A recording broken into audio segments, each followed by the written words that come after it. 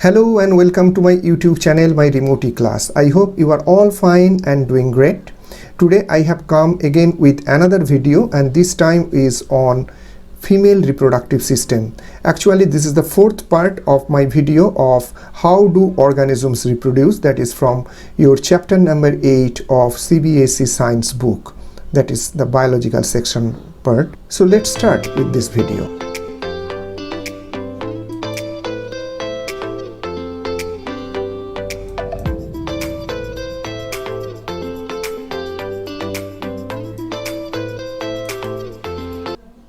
Before going through the details of female reproductive system, let me go through some of the basics of reproductive systems. For example, the organs which are associated with reproduction are known as the reproductive organs. These reproductive organs again can be divided into two categories: primary reproductive organs and the secondary reproductive organs. Primary reproductive organs are those organs which are exclusively associated with gamete production, whereas the secondary reproductive organs are those organs which are not associated directly with the gamete production, but they help in producing gametes. For that reason, they are known as the secondary reproductive organs or accessory reproductive organs. In case of males, we have seen that the primary sex organs are the pair of testes which produce sperms as well as the testosterone, whereas in case of females, it is a pair of ovaries which produce eggs as well as the vital hormones estrogen and progesterone. Now let me tell you puberty once again. We have already discussed puberty in our earlier video, the link of which is given in the description box below. Now what is puberty? This is a period when a boy or a girl becomes sexually mature. It is a process that usually happens between ages 10 and 14 for girls and 12 and 16 for boys. Now what happens actually due to the influence of hormones, there are lots of physical and mental changes take place in case of boys as well as in case of girls, and they show various characteristics. These characteristics are known as the secondary sexual characters. In case of females, the breasts grow, the nipples enlarge, the hair develops in the armpit as well as in the pubic areas, the hips become wider, the uterus and vagina become larger, the ovaries start to release eggs, and menstruation or period also begins. And these are all the female secondary sexual characters. Now let's go through the sex organs in females. As I said, the sex organs can be divided into two categories, primary as well as the secondary. Now the primary sex organ is the ovary in case of females. We will discuss it later, the detailed structure of it. We are now going through the secondary sex organs, and these secondary sex organs can again be divided into two categories: internal parts as well as the external parts. In case of internal parts, there are fallopian ducts as well as uterus, and in case of external organs, there are vaginal opening, hymen, Bartholin gland, vulva, that is labia plus mons pubis, labia majora, labia minora, clitoris, and vestibule. Now breasts are not considered as secondary sex organs. They just are considered as secondary sex characteristics because they are not organs of reproduction. Now in case of newborn female child, there are about 5 lakhs ovarian follicles in each ovary, and this ovary is about 2 centimeter in length, and these 5 lakh ovarian follicles come down to about 83,000 during puberty.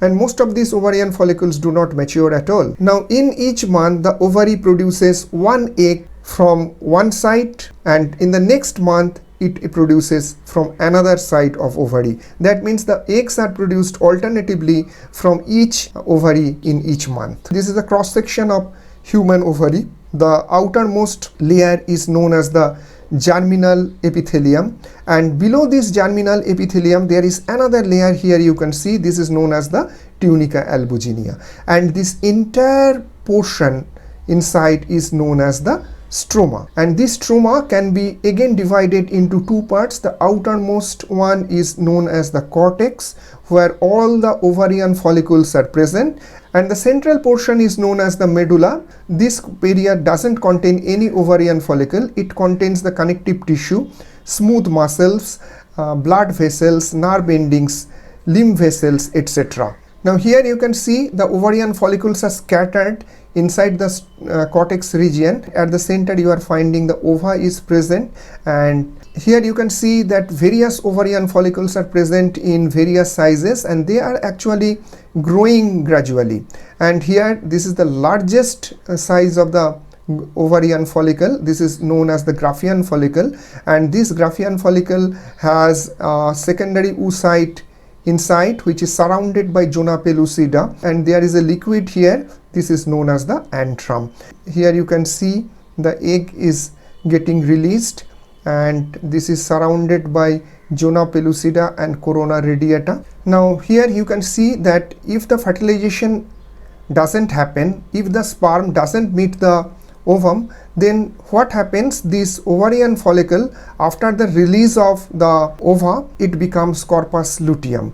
Now actually corpus luteum secretes estrogen and progesterone. The latter hormone causes the changes in the uterus and makes it more suitable for implantation of the fertilized ovum and the nourishment of the embryo. If the egg is not fertilized, the corpus luteum becomes inactive after 10 to 14 days and the menstruation starts. Now let me draw the female reproductive system.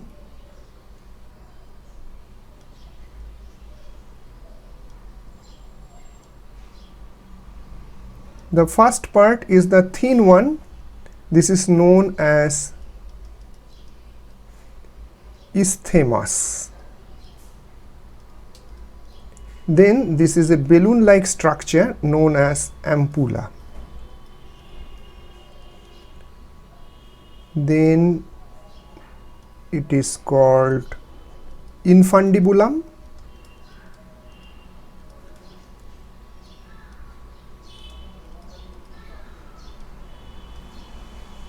And then these are some finger-like structures or funnel-like structure. This is known as fimbri.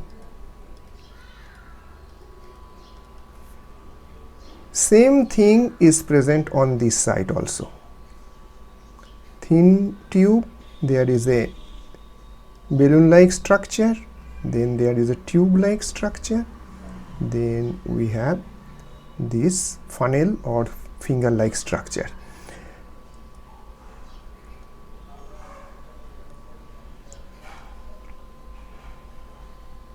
Then and here are nipple-like structure known as cervix, and this is known as the uterus. So what is fallopian duct? This is fallopian duct. This fallopian duct is 10 to 12 centimeter. Now, and below the cervix there is a tube-like structure. This is known as vagina,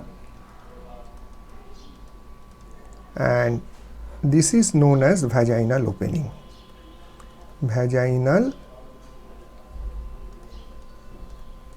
opening. We have to draw two ovaries. Here is one almond shaped ovary, here is another almond shaped ovary. Here these are the two ovaries. This is ovary.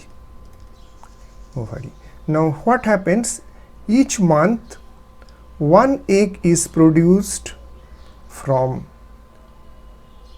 this side of ovary, and in the next month another egg is produced from this side of ovary. That means the eggs are produced alternatively in each month. Then what happens, this egg is drawn upward by this fimbri, and inside this fallopian duct we have ciliated epithelial cells. So these are the ciliated epithelial cells which are present inside the fallopian duct, and what they do, with the help of ciliary action, they just draw the egg upward through the fallopian duct. Now what happens, If by chance the sperms enters through the vaginal opening during sexual intercourse, these sperms will move upward and will reach the fallopian duct, and there it will meet the egg. As a result, what will happen? The fertilization will take place. So the fertilization takes place where? The fertilization takes place inside the fallopian duct. Fertilization doesn't take place, then what happens? Actually, what happens? The uterus has three layers. The outer layer is known as. Now let me tell you that what will happen if the fertilization doesn't take place. If the fertilization doesn't take place, then what will happen? The uterus has three layers. One layer is here.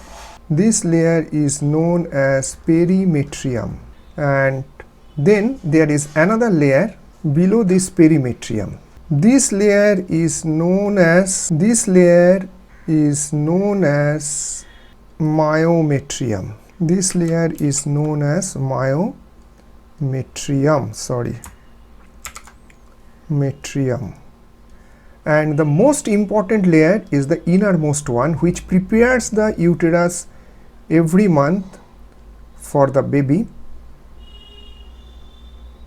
If the fertilization takes place, of course. This is known as endometrium.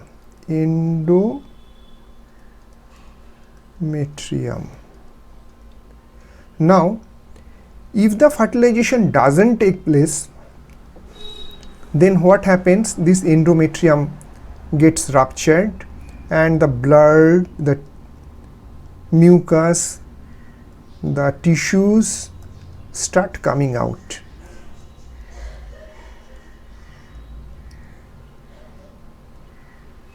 Through the vaginal opening. This is known as menstruation. So what are the other functions of ovary apart from producing eggs? The other functions are producing hormones. For example, estrogen, progesterone, relaxin, all these hormones are produced. I hope you have understood the topic, and if you have any query, then do comment in the comment section box below. I shall definitely reply.